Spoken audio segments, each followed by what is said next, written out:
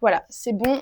L'enregistrement est lancé. Ajar, t'es connue comme étant la reine des bons plans seconde main à Paris, que tu partages tous les week-ends. Tu co-organises le Yala Yala Festival qui aura lieu les 4 et 5 juillet prochains. Est-ce que tu peux nous dire quels sont tes 3 basiques pour venir au Yala Yala Festival? Une jupe ou une robe ample. Comme ça, c'est très facile pour les essayages. Évidemment. Et vu qu'il va faire chaud, même si le lieu est climatisé, évidemment. Ah, ça, c'est cool. Okay. Ah oui. Très bon à savoir. Sinon, ça va pas être possible. Hein. Avec nos petits ventilos, on va pas aller très loin. Mais quand même, ça sera plus simple. Une belle petite robe très ample ou une jupe très ample avec un petit top ample. Okay. En revanche, il faut toujours penser à son tote bag. Évidemment. Pour ses petits achats. Le 3e, c'est un objet culturel. Un appareil photo vintage, je dirais. Pour faire des belles photos, pour immortaliser son moment. Et puis, par la suite, le transformer en petite... moi, c'est ce que je fais. C'est que j'ai mon appareil photo vintage. Okay. J'imprime les photos tous les mois. Okay. Je les trie. À chaque fois, je fais mon petit musée à moi avec des souvenirs. Okay. Comme mes parents qui avaient vraiment tous les ans, ils avaient leur propre album. Bah non, mais ça, c'est ouais, trop bien. Pourquoi on le fait pas? Du coup, j'essaie de le faire vraiment tous les mois, d'imprimer au moins 4-5 photos et puis d'écrire un petit mot. Tel resto avec telle copine, telle soirée avec tel copain. Un peu comme si c'était... Ah, mais j'adore. En fait, ça, c'est un truc... T'as vraiment un élément, tu vois, que tu peux garder, que tu peux emmener dans une autre bibliothèque, la montrer à tout le monde. Surtout, c'est un peu mes propres archives de ma vie et de toute façon, en fait, je me suis rendu compte de ça avec mon téléphone. Vu que je crée du contenu, j'ai tellement de vidéos, je dois avoir plus de 50 000 fichiers. Je prends jamais le temps de regarder mes photos, mes vacances. Et c'est vrai que pour mes 30 ans, j'avais fait ça, c'était génial. J'étais là, ça c'est quand on était bourré, ça c'est quand on était en train de manger.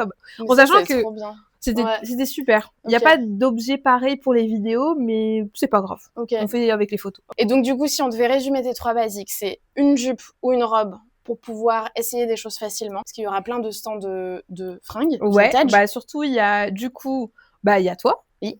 Envie de dressing. Enfin non, première fois que tu testes ta sélection vintage. Oui, c'est vrai. Nous, avec notre big braderie avec Regina, Auxilium avec une sélection homme et Bleu Vintage, pareil, sélection homme. Ouais. Sinon, c'est tout ce qu'il y a en vintage, seconde main. Sinon, tout le reste, c'est créateur upcycling. Le 2e, c'était un tote bag. Le 3e, un appareil photo vintage ou en tout cas qui te permettent d'imprimer des photos. Tout à fait. Pour moi, pour n'importe quel festival, finalement, peut-être le tote bag, ça marcherait moins dans d'autres festivals. Il faut vraiment la petite banane. Ouais. Mais surtout avec la chaleur, il faut vraiment avoir des choses plus amples et pour garder des souvenirs, pas qu'avec son téléphone.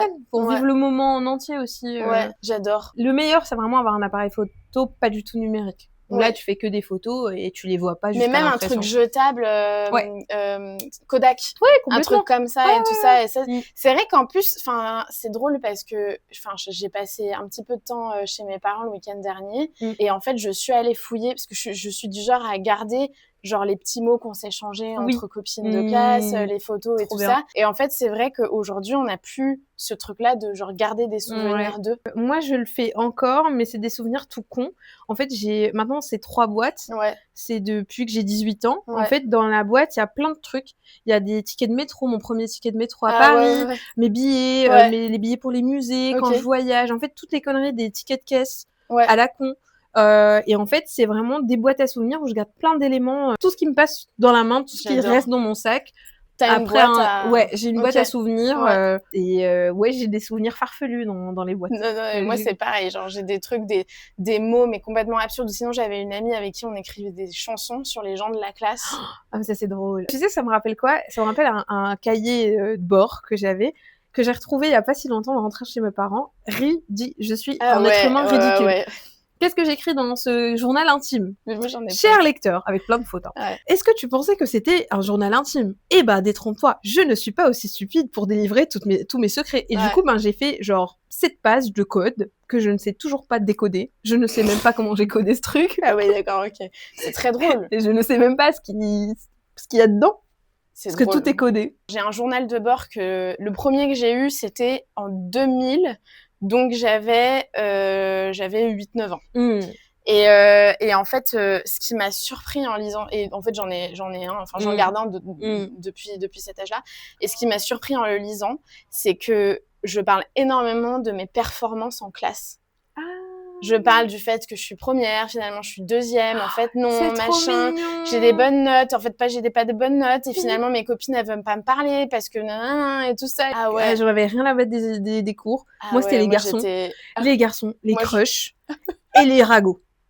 Mais quand j'avais 8-9 ans, 10 ans, c'était que ça. Moi ma vie c'était que ça. Ah ouais, alors moi c'était les cours, la danse. La danse et les copines. Ouais, les copines, pas les cours, certainement pas. Les cours, vraiment, j'étais toujours moyenne, quoi. Toujours eu la moyenne. Ah ouais, moi je pense que c'est parce que aussi, je sais pas si c'est ton cas, mais enfin, déjà ma mère, elle m'a vachement éduquée pour me dire il faut que tu t'en sors toute seule, etc. Aujourd'hui, c'est pas le cas du tout. Ah non, mais et en plus, j'ai eu 2 grands frères très intelligents, donc il y a un peu moi, cette concurrence-là. tout pareil. On n'a jamais été en compétition avec mes frères et sœurs, pas du tout. Parce qu'on a toujours été... ma sœur était très bonne en classe, mes frères aussi. Moi, j'étais vraiment moyenne. En fait, on peut pas m'engueuler parce que j'ai pas de mauvaises notes, mais on peut pas non plus m'en faire. Vraiment, je révisais pas spécialement à la maison. J'étais correcte. Mais par contre, mon père, on l'appelait souvent pour dire oui, bon, Hajar, elle arrête pas de bavarder. Oui, Hajar, elle arrête pas d'écrire des lettres d'amour en cours. Moi, j'étais que ça. Ma vie, c'était du love. Ultra romantique. Vraiment. J'adore. Et puis, je consommais que ça à la télé aussi. Oui. Tous les films des années 2000. Oui. Non, mais moi, j'ai trouvé mon prince charmant qu'à mes 19 ans. Donc, j'ai attendu. Ah, quand même. Moi, je l'ai trouvé à 34. Ah, tu vois. Donc là, tu vois, récemment. Non, pas 19 ans, 20 ans. On s'est mis ensemble quand on avait 21 ans. Alors, si on revient sur le Yalla Yalla Fest, est-ce que tu peux nous dire déjà quelle est sa particularité et pourquoi est-ce que tu as voulu te lancer dans une 2e édition ? Alors, en fait, pour la petite histoire, avec Regina, on se connaît depuis 5 ans. Et ça fait 5 ans qu'on fait plein de choses ensemble. Soit on fait des événements dans sa boutique. Moi, le moment où on a vraiment commencé à bosser ensemble, c'était quand je lui avais proposé de faire les réunions, les 109 réunions. C'était des réunions qui étaient dédiées aux professionnels de la seconde main. Je me souviens. Et en fait, c'est comme ça qu'on a commencé à bosser ensemble, qu'on est devenus hyper proches, et puis par la suite de très bonnes copines. Et en fait, Regina m'a toujours dit qu'elle avait un rêve de créer un festival qui réunit la seconde main et la musique. Et un jour, je me rappelle, on était au café à côté, elle me dit « Hajar, j'ai un truc à te proposer ». Elle m'a dit « Je sais que tu veux pas faire de market cette année », parce que j'avais fait une première édition l'année d'avant, c'était le 109 market, et en fait, j'avais ni les moyens, ni l'équipe pour produire quelque chose de plus gros. Et Regina me dit ça te dit de faire qu'on organise mon rêve ultime, le Yalla Yalla Fest, et on fait ça ensemble. Et j'étais là, carrément. Moi, je m'occupe des exposants, de la com. Elle m'a dit, moi, je m'occupe de la musique et de la régie. Et je lui ai dit, allez, go. Et voilà. Trop bien. C'est comme ça que le projet Yalla Festival est né, parti d'une idée, d'un rêve de Regina. Et puis après, aujourd'hui, on le partage ensemble. Donc, on a fait une première édition l'année dernière au consulat Voltaire. Qui était incroyable, sur 500 mètres carrés. Là, aujourd'hui, on triple l'espace. Ouais. La Bellevilloise, c'est énorme. Et la Bellevilloise, sur 3 étages. C'est une valeur, c'est the place to be de Paris. C'est hyper connu. Tout le monde connaît la Bellevilloise. Qu'est-ce qui fait la particularité du Yalla Yalla Fest ? C'est un festival autofinancé, indépendant. Organisé et fondé par des femmes. Mais aussi, c'est un festival qui réunit musique, art et mode circulaire. Et surtout, à Paris, il y a plus trop de marchés seconde main, full seconde main. Il y en a quelques-uns qui sont beaucoup plus petits. Nous, on voulait vraiment faire quelque chose qui sera un rendez-vous annuel où tu peux vraiment venir et passer vraiment toute la journée, quitte à tout le week-end. Donc, et au-delà du fait que il y a de la seconde main, il y a de la création, il y a des exposants, et il y a de la musique, mais il y a aussi plein d'activités sur place. Donc vraiment, c'est le lieu où tu peux boire, manger, écouter de la musique, faire ton shopping, te poser. Tu peux vraiment passer le week-end là-bas. Ah oui, faire ta peinture, enfiler des perles, mais vraiment littéralement, tu vois. Acheter des beaux vêtements. Te faire tatouer, te faire les ongles. Les gems aussi, j'ai vu. Faire les gems, faire ton propre bijou, faire de la broderie. Te faire tirer les cartes aussi. Oh, ça j'aime bien. Avec Rima, elle a toujours la queue devant chez elle. Tout le monde sort de chez elle. Elle est incroyable. J'adore. Ouais. Donc en fait la particularité c'est qu'on veut vraiment proposer un vrai festival et pas seulement un marché. On veut vraiment proposer une expérience en entier, quelque chose qui vraiment reste mémorable. En fait, quand on pense au Yalla Festival, c'est que ah ouais, c'était cool, j'ai passé un bon week-end. C'est pas, je suis juste allée, j'ai chopé une pièce et je suis repartie. C'est vraiment un truc expérientiel. sur plusieurs niveaux, à la fois auditif parce que la musique, à la fois avec tes mains parce que tu peux faire des choses avec tes mains, tu peux repartir littéralement avec un vrai tatouage sur ta peau, tu peux repartir aussi avec des vêtements, tu peux rencontrer des gens et tout ça, et en fait c'est créer un espèce de un truc vraiment circulaire. En fait c'est un hub pour créer des rencontres. Encore un bébé festival, mais on a réussi quand même à avoir des super artistes qui viennent performer. Il y aura de la danse, il y aura... J'ai vu qu'il y a Univers Satine, qui est d'ailleurs la petite amie d'un de mes anciens collègues du coffee shop, et cet ancien collègue s'appelle Parsa. Ah, trop bien. Et il marche trop bien, il fait rock en scène là cette année. Incroyable. Et donc du coup sa petite amie, j'ai déjà rencontrée, je l'ai suivie sur TikTok et tout ça, et quand j'ai vu qu'elle était sur la fiche, j'étais en mode trop bien, ça quoi. c'est Regina. Regina, trop forte. Elle a réussi à avoir tous les artistes et c'est génial. On a même LP. Aussi, c'est un rappeur qui avait fait Nouvelle École. Et non, mais tout le monde est trop sympa. Tous les artistes, c'est vraiment que des artistes qui ont les pieds sur terre aussi. C'est cool de travailler avec des gens comme ça. Donc du coup, on avait fini sur le sujet du Yalla Yalla, ce qui donne très envie, mais de toute façon, j'ai pas le choix, j'y serai. Ah bah oui. Mais maintenant, j'aimerais que tu nous racontes où est-ce qu'on est, parce que on est dans ta boutique. Est-ce que tu peux nous en parler, dire un peu quelle est ta sélection, ce que tu aimes ici, pourquoi tu as ouvert ta boutique? Ça fait plein de questions. Mais je suis très curieuse. Voilà. Bah alors pour la petite histoire, moi je crée du contenu autour de la seconde main et moi je suis une enfant de la com. J'ai fait ma licence, mon master en communication. Quand je suis arrivée à Paris, je me suis mise en freelance, toujours en communication digitale. Donc j'ai bossé avec plein de clients et en parallèle, vu que j'avais un peu de temps, j'ai commencé Insta. Et j'ai commencé avec les rendez-vous du week-end. Et après, moi, j'étais là, ça me démangeait. Je veux faire mon propre événement parce que je voulais m'auto-tester. À voir est-ce que je réussirais à ramener du monde à un événement que je crée toute seule. Et ça, c'était le premier événement. Vraiment, c'était cata, c'était trop drôle. J'ai fait ma petite sélection. J'avais mon beau-père qui était avec moi, qui m'accompagnait aussi. Il avait sa sélection parce que lui, il est fripier de base. Ah ok, trop bien. Donc t'avais quand même ça dans la famille. En fait, j'avais une petite facilité aussi. Bon, je vais avoir 200 abonnés sur Insta. J'ai fait une affiche, elle était moche à mort. On commence toujours quelque part. Ah non, mais les trucs, ils s'appelaient hip-hop. Je sais pas pourquoi je me suis prise. Genre, c'est un mélange de mots entre hip-hop et... Non, mais ridicule. Et du coup, en fait, j'ai envoyé des messages à plein de gens. C'était avant que je crée les RDP. Donc, j'envoie des messages à tout le monde, à des médias, il y a personne qui me répond. Personne ne me répond. Je suis là, mais comment je suis censée faire pour faire connaître l'événement? Et je fais de la sponsor sur Insta, ça prend pas. Et je me dis, bon, allez, tu sais quoi? Tu vas faire ce que tu as appris en alternance avec les gens qui t'ont appris la com. Tu vas aller imprimer 150 affiches et tu vas aller les distribuer partout. À Châtelet, j'étais dans le 3e, Châtelet 3e. Et écoute, c'est ce qui a marché. C'est ce qui m'a ramené du monde. Et j'étais là, trop bien. Que des gens, du coup, trop sympas, qui adorent le vintage, qui ont aimé la sélection, donc vraiment des gens qualifiés, donc c'était hyper cool. Et par la suite, du coup, je me prends de passion à l'événementiel, même si j'en avais déjà fait, du coup, avec mon ancien employeur. Mais du coup, je kiffe ça. J'adore ça. Ça me donne trop d'adrénaline. Et du coup, en fait, il y a 109 qui naît sur Insta. Je continue à répertorier. Et c'est là où je me dis, c'est là où je dois répertorier les événements. Parce que, en fait, fait chier. Moi, j'ai pas envie de payer pour qu'on mette en avant. Enfin, déjà, j'ai pas d'argent, j'ai pas de sous, je suis petite. Si quelqu'un peut me donner un petit coup de pouce, ça peut être cool.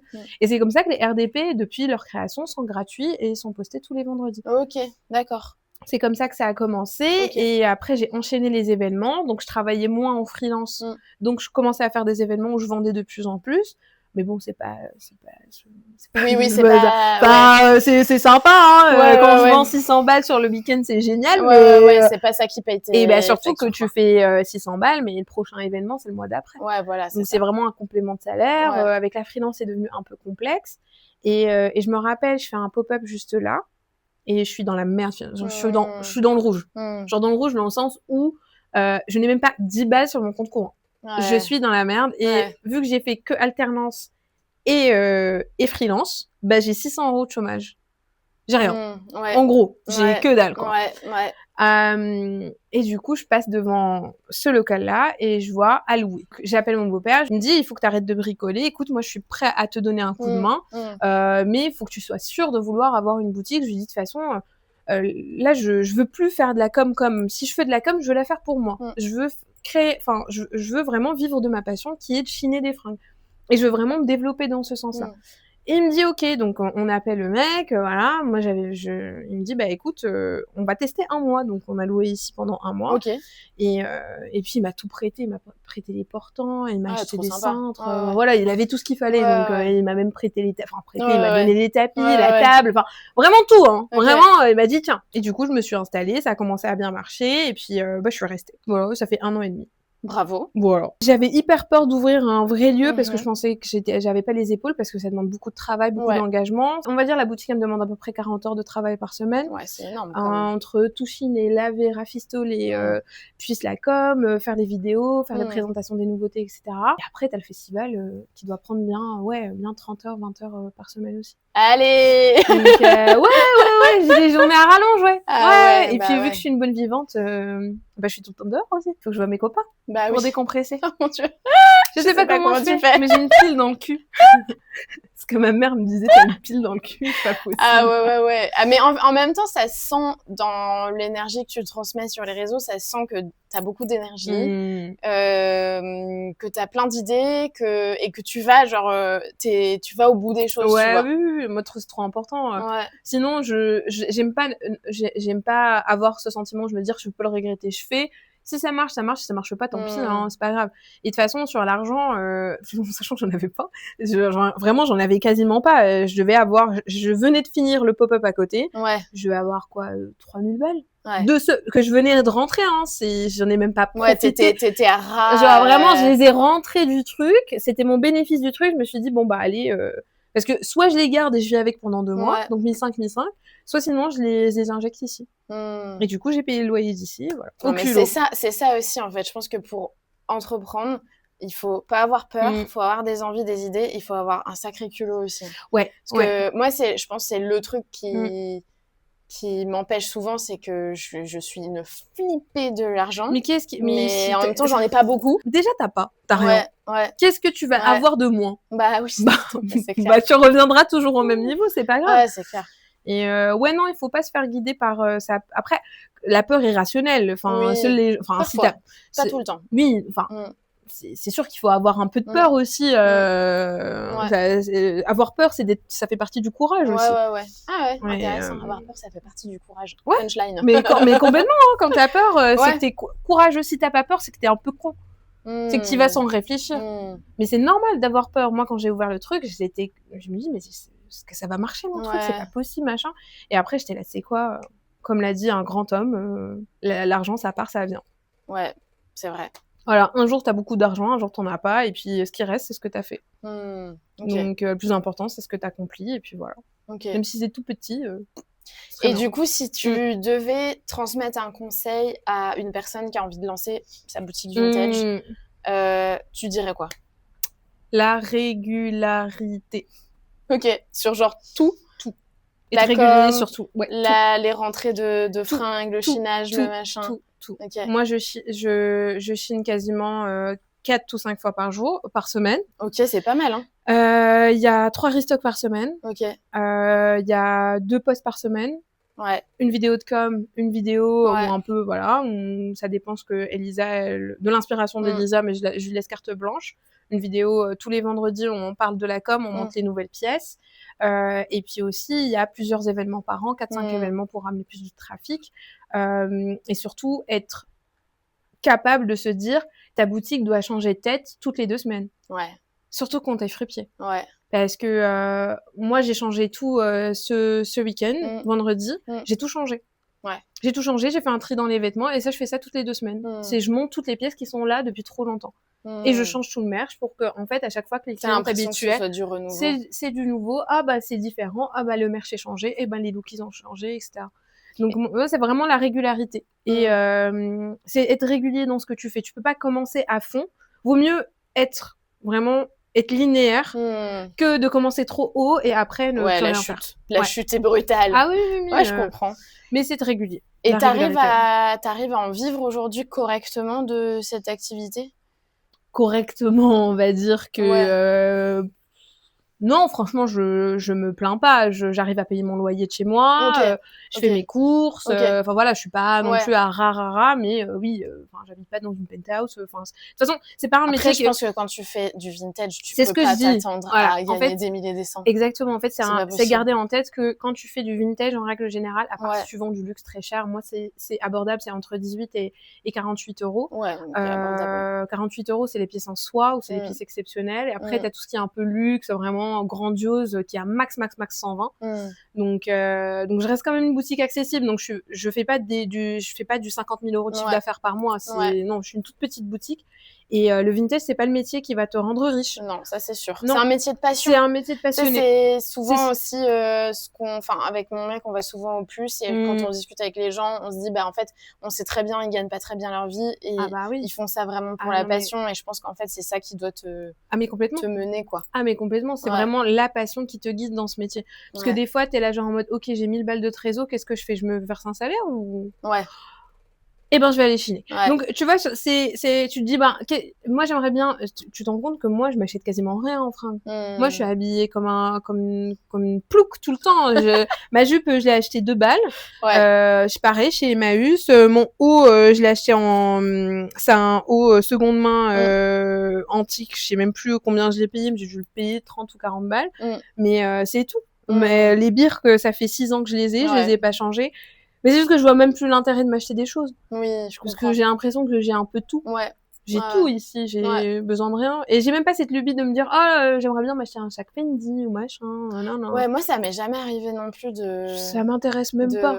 À part si je le signe à 10 balles là, je garde. Ah oui, évidemment, bien sûr. Et puis comme ça, tu le racontes fièrement en disant je l'ai trouvé dans une petite ressourcerie. Ma première robe Jean-Paul Gaultier, Guérissol 5 euros. Ah bah ça on adore. Non mais ça c'est les meilleurs trouvailles. Non mais ça je la vendrai jamais de ma vie. Et de toute façon tout le luxe, tout le monde me dit mais genre tu devrais faire plus de luxe. Ça va dans ma garde-robe. Ah ouais. Mais oui, parce que je les chine pas cher, donc je les garde pour moi. Bah oui, surtout si c'est quelque chose qui te va et tout. Bah écoute, Hajar, merci beaucoup. Merci à toi. Je vous mets toutes les infos de la boutique d'Hajar là, plus les infos du Yala Fest en légende aussi. Et puis on se voit les 4 et 5 juillet. Oui, au Yala Festival. Trop bien. Merci. Bah je t'en prie.